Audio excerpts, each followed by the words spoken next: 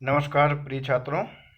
आज हम अपनी पाठ्य पुस्तक मकरंद के व्याकरण खंड से संधि प्रकरण इस चैप्टर का अध्ययन करेंगे। आप लोग कक्षा 12वीं में हैं, अतः सामान्य संधि का ज्ञान और सामान्य संधि के उदाहरण ये सब आप लोग अच्छे से जानते ही होंगे। तो उसी का रिवीजन हम करेंगे। संधि कितने प्रकार की होती है, संधि कहते किसे हैं। सामान्यतः हमारी हिंदी भाषा में लगभग सर्वाधिक जो शब्द प्रयोग किए जाते हैं वो संस्कृत भाषा के ही लिए हुए हैं, एवं अन्य भाषाओं के शब्दों का भी हम हिंदी भाषा में प्रयोग करते हैं। अरबी, फारसी और इस प्रकार से अनेक भाषाओं के मेल से ही हमारी हिंदी भाषा बनती है, जिसमें कि सर्वाधिक हम संस्कृत भाषा के शब्दों का ही प्रयोग करते हैं। और जो हमारा संधि प्रकरण है वह भी लगभग संस्कृत भाषा के संधि के समान ही है। हाँ, कुछ विशेष नियम इसमें लागू होते हैं जो कि संस्कृत भाषा में लागू होते हैं पर यहाँ लागू नहीं होते हैं, और अन्य भी ऐसे कुछ संधि पद हैं जिनका कुछ विशेष प्रकार से संधियों में प्रयोग किया जाता है। तो आइए आज हम अपनी पाठ्य पुस्तक मकरंद के व्याकरण खंड से संधि प्रकरण इस पाठ का हम क्रमशः अध्ययन करेंगे। तो सबसे पहले हमें ये देखना है कि संधि आखिर कहते किसे हैं। तो सामान्य संधि की परिभाषा आपके सामने लिखी हुई है। दो या दो से अधिक वर्षों लिखा है यहाँ पे, जबकि यहाँ पे शब्द होना चाहिए, ये गलत है। दो या दो से अधिक शब्दों के परस्पर मिलने से जो विकास या परिवर्तन होता है उसे ही हम संधि कहते हैं। जब दो अथवा उससे भी अधिक शब्द खंड आपस में मिलते हैं, आपस में उनको जोड़ते हैं, और जोड़ने के बाद जो हमें परिवर्तन दिखाई होता है, जो हमें चेंजिंग दिखाई देती है, उसे हम क्या कहते हैं? संधि कहते हैं। और संधि से थोड़ा सा संक्षिप्त भी होता है जो हमारा शब्द खंड या वाक्य है या पद खंड है। तो इसके सामान्य उदाहरण आप देख लीजिए। सामान्य बिल्कुल, विद्या, आलय, दो शब्द हैं, विद्या अलग है और आलय अलग है, और इसको हम दोनों को जब आपस में जोड़ेंगे तो हमें नया शब्द क्या मिलेगा? विद्यालय। तो इन दोनों के मध्य में जब हम संधि कार्य करेंगे तभी हमें यह शब्द प्राप्त होगा, और इसका अर्थ जो दोनों शब्दों का जो अर्थ है वही अर्थ हमें संक्षिप्त रूप में देगा। विद्यालय, विद्या अर्थात विद्या, आलय अर्थात घर। तो विद्या का घर अर्थात विद्या का घर हमारा विद्यालय। रमा ईश रमेशः, सूर्य उदय सूर्योदय। ये आपके सभी उदाहरण हैं। जब दो शब्द खंडों को जोड़ करके जो हमें परिवर्तन दिखाई दे रहा है वही हमारी संधि प्रक्रिया है। ठीक है, अब हम देखते हैं कि संधि होती कितने प्रकार की हैं हिंदी भाषा में। तो संधि हमारे हिंदी भाषा में 3 प्रकार की होती हैं: स्वर संधि, व्यंजन संधि और विसर्ग संधि। इनके नाम से ही स्पष्ट है काफ़ी कुछ। स्वर संधि अर्थात स्वरों की संधि, व्यंजन संधि अर्थात व्यंजनों की संधि, और विसर्ग संधि अर्थात विसर्गों की संधि। विसर्ग का प्रयोग लगभग संस्कृत भाषा में ही प्रयोग तो होता है, और उसी के शब्द हम हिंदी भाषा में प्रयोग करते हैं, इसलिए विसर्ग संधि को भी इसमें शामिल किया गया है। तो सबसे पहले हम देखेंगे स्वर संधि। स्वर संधि किसे कहते हैं? शब्द से ही स्पष्ट है। जब स्वर से परे स्वर होने पर उनमें जो विकार होता है उसे स्वर संधि कहते हैं। दूसरे शब्दों में अगर हम कहें तो स्वर के बाद जब कोई स्वर आता है तो दोनों के स्थान में स्वर ही होता है, उसे ही हम स्वर संधि कहते हैं। सामान्य बिल्कुल स्पष्ट शब्दों में लिखा है कि जब स्वर से परे इधर स्वर हो और उधर भी स्वर हो, और इन दोनों के स्थान पर जो हम परिवर्तन करने वाले हैं वह भी स्वर ही होगा। तो जब स्वर से परे स्वर हों और इसके बाद जो उसमें विकार उत्पन्न हो, और उस विकार के रूप में जब हम किसी नए स्वर को वहाँ पर रखें तो उसे हम स्वर संधि कहते हैं। आपके हिंदी में जितने भी स्वर होते हैं आ ई उ ये सब जो स्वर होते हैं, इन्हीं के मध्य में जो संधियां होती हैं, स्वर से स्वर की संधि को ही हम स्वर संधि कहते हैं। अब संक्षिप्त बिल्कुल उदाहरण मैं आपको स्पष्ट कर दूं। धर्म अर्थ, यहाँ पर दो शब्द हैं, धर्म और अर्थ। तो संधि हमें करनी कहाँ होती है, ये तो आप जानते ही हैं कि जो आपका प्रथम पद है उसके अंत में और जो आपका दूसरा पद है उसके पहले, इन दोनों के मध्य में ही हम संधि करते हैं। तो जब धर्म को हम स्पष्ट रूप से अलग अलग लिखेंगे तो धा और आधा रा और माँ के अंदर ही आ है, क्योंकि माँ पूर्ण है। यदि माँ आधा होता तो वो स्वर, उसमें स्वर नहीं होता।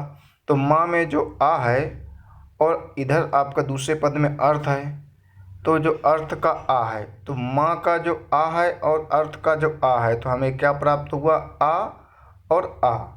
इधर भी आ मिला, उधर भी आ मिला, इधर भी स्वर मिला, उधर भी स्वर मिला। और जो हमें परिवर्तन करना है स्वर संधि में, वो इन दोनों के बीच में स्वर का ही परिवर्तन होगा।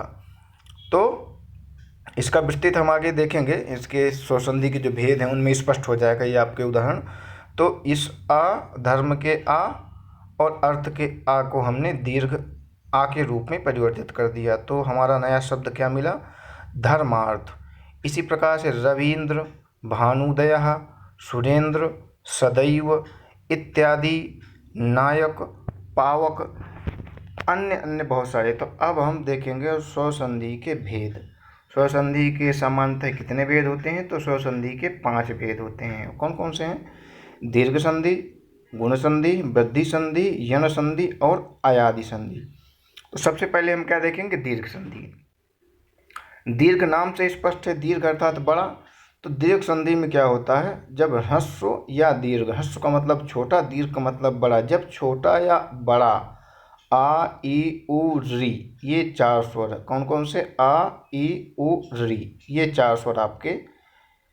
और इनके बाद कौन से स्वर आए, इनके बाद भी यही स्वर आने चाहिए, समान स्वर आने चाहिए। आ, जैसे धर्मार्थ में हमने देखा इधर भी आ था, उधर भी आ था, तो वह दीर्घ संधि का ही उदाहरण था।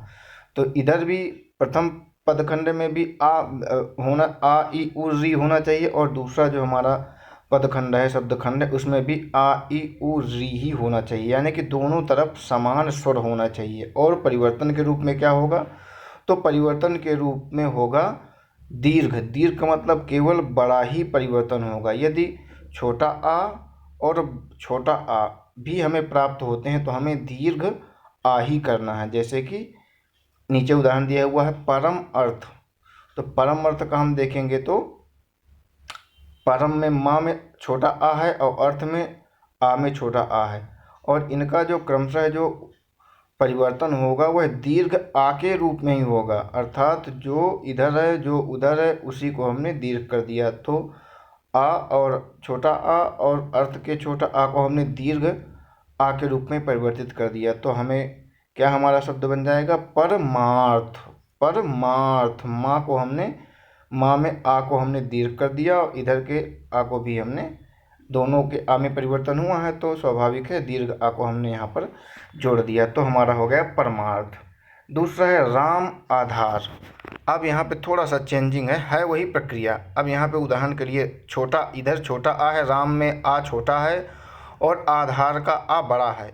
तो हमें चेंजिंग क्या करनी है, इन दोनों के स्थान पर समान स्वर हमारे मिल गए हैं, आ इधर भी है, आ इधर भी है, तो हमें दीर्घ संधि में केवल दीर्घ ही करना है, अर्थात बड़ा ही करना है। चाहे छोटे छोटे हों तो भी बड़ा करना है, बड़ा बड़ा हो तो भी बड़ा करना है, बड़ा छोटा हो तो भी बड़ा करना है, और छोटा छोटा हो तो भी बड़ा ही करना है। तो राम के आ को और आधार के आ को, दोनों आ के स्थान पर हमने सिर्फ एक आ दीर्घ आ को कर दिया। तो क्या परिवर्तन हो गया हमारे शब्दखंड में, रामाधार। इसी प्रकार से अभीष्ट।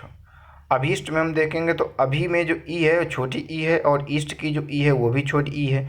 तो इन दोनों छोटी ई के स्थान पर हमें क्या कर देना है, बड़ी ई कर देना है। तो वह बड़ी ई होने पर अभीष्ट शब्द जो है हमारा ये स्पष्ट बन गया। इसी प्रकार भानुदया है, इधर छोटा ऊ है उधर भी छोटा ऊ है, तो इन दोनों छोटे ऊ को हमने दीर्घ ऊ के रूप में परिवर्तित कर दिया। तो शब्द हमारा परिवर्तन क्या हुआ, बड़ा ऊ के रूप में परिवर्तन हुआ। और जब हम इनको आपस में जोड़ेंगे तो भानुदया यह शब्द हमें मिल जाएगा। इसी प्रकार महेंद्र, इधर दीर्घ मही में जो ही में जो ई है वो बड़ी ई है, दीर्घ ई है, और इंद्र की जो ई है वो छोटी ई है। लेकिन जो नियम हमने पढ़ा है ऊपर, उसके आधार पर हमें दीर्घ ई ही करना है। तो क्या परिवर्तन हो जाएगा, मही की जो ई है और इंद्र की जो ई है, इन दोनों के स्थान पर हमें दीर्घ ई कर देना है। तो महेंद्र यह शब्द हमारा बन जाएगा। नेक्स्ट हमारी जो संधि है वह है गुण संधि।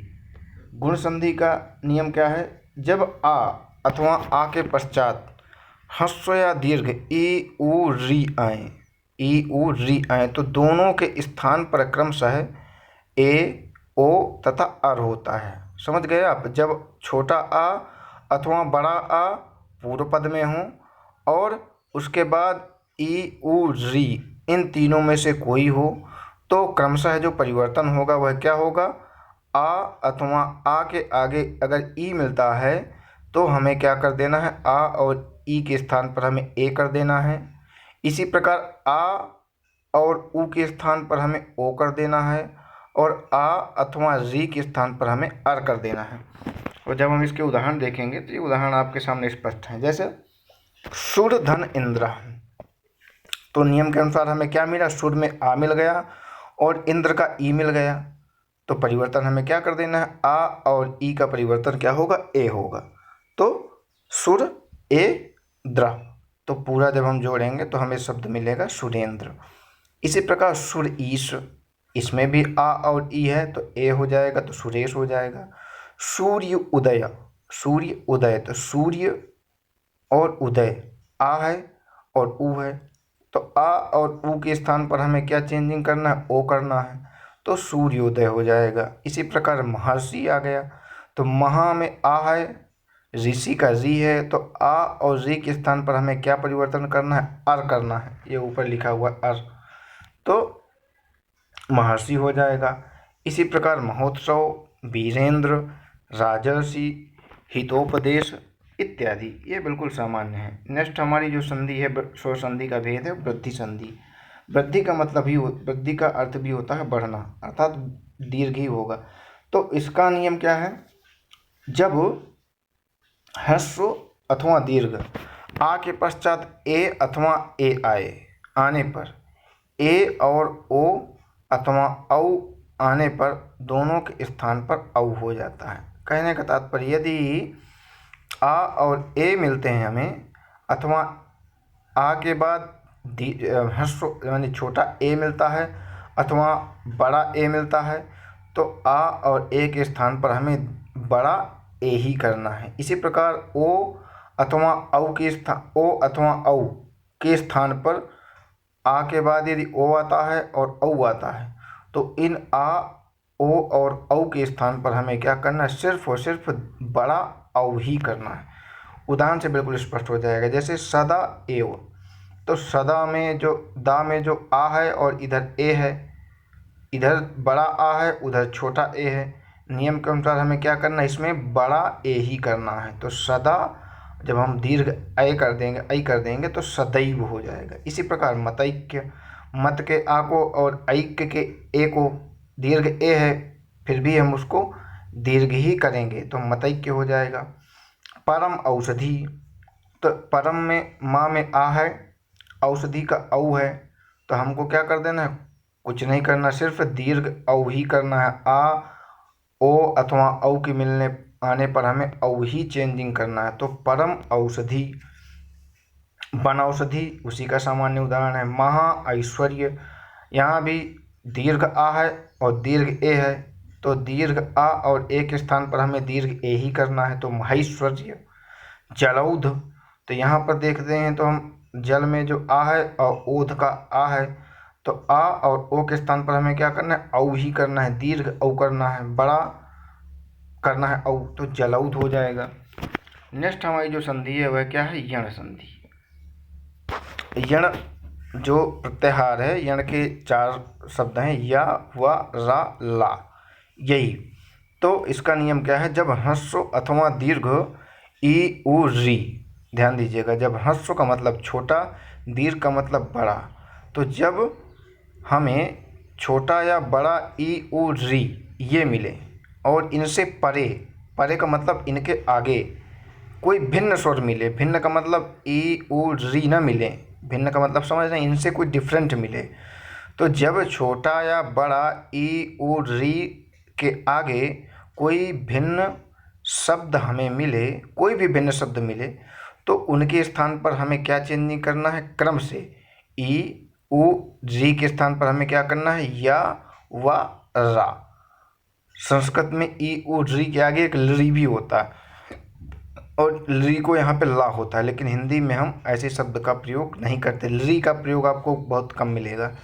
ठीक है, तो ई उ री, ई के स्थान पर हमको क्या कर देना है, ई के आगे कोई या आ उ ई उ कुछ भी मिले तो ई के स्थान पर या, ओ के स्थान पर वा और री के स्थान पर रा कर देना है हमें। अब ये उदाहरण से स्पष्ट हो जाएगा, जैसे अति उत्तम, अति उत्तम, तो नियम के अनुसार हमें मिल गया, ई मिला और ई के आगे हमें डिफरेंट स्वर मिला। डिफरेंट का मतलब ई के आगे ई नहीं मिला, ई के आगे हमें डिफरेंट कुछ भी मिल जाए, ऊ मिल गया हमें, तो अति उ ई और ऊ का ई के स्थान पर हमें क्या करना है, नियम के अनुसार हमें क्या करना है, तो या करना है, ई और ऊ के स्थान पर हमें या कर देना है। तो अत्य, अतिता का जो ई है जब वो हट करके और ऊ का जो ऊ है, ई और ऊ के स्थान पर ही हमें चेंज करना है ना, तो ई और ऊ के स्थान पर या करेंगे तो अत्युत्तम, अत्युत्तम।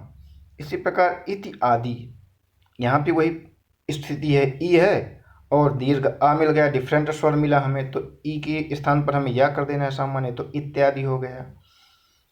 प्रति एक, यहाँ पर भी वही स्थिति है, ई मिल गया और आगे कोई डिफरेंट स्वर हमें मिल गया, ए मिल गया, तो हमें सिर्फ या चेंज करना है, तो प्रत्येक हो जाएगा।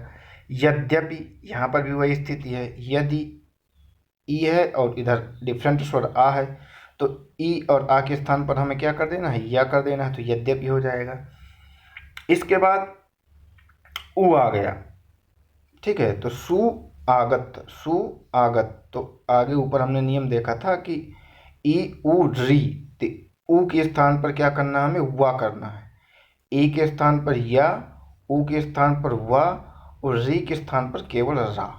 तो यहाँ पर ऊ मिला हमें, आगे हमें डिफरेंट स्वर मिला आ, तो हमें क्या करना है, सिंपल सा हमें सु के ऊ को और आ के बीच में हमें वा का वा लिख देना है, तो सु, तो सु का जो ऊ है वो जब सु अलग हो जाएगा तो सा आधा हो जाएगा, स्वाभाविक है, और इन दोनों के स्थान पर हमने वा किया है तो वा लिख देंगे, तो स्वागत।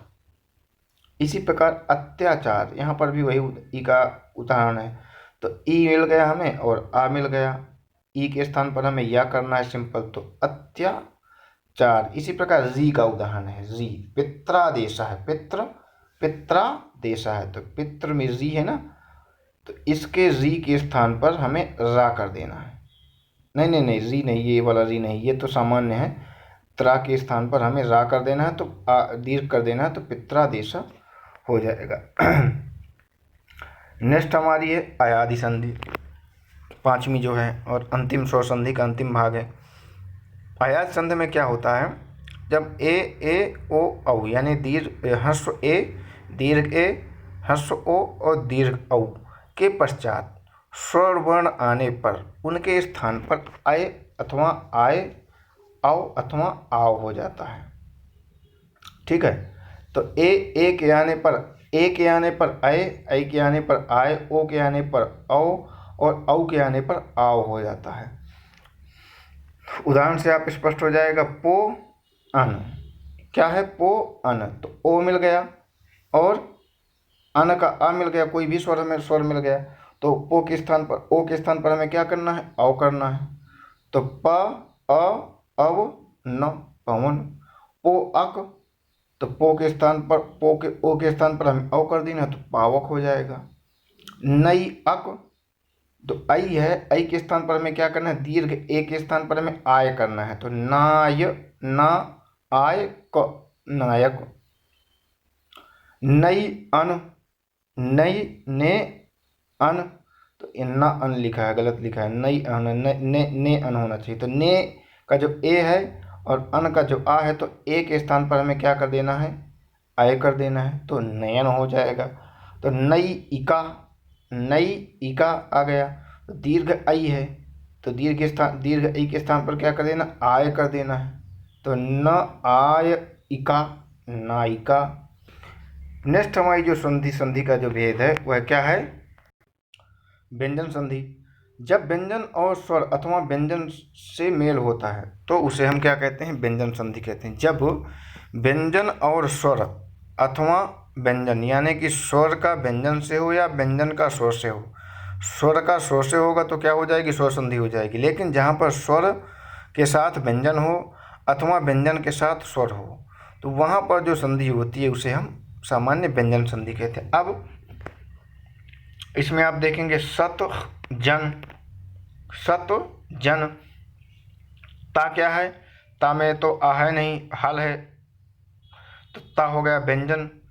तो ता और इधर क्या मिल गया आपको, जन मिल गया, ये भी व्यंजन है, तो व्यंजन की व्यंजन से संधि हो जाएगी।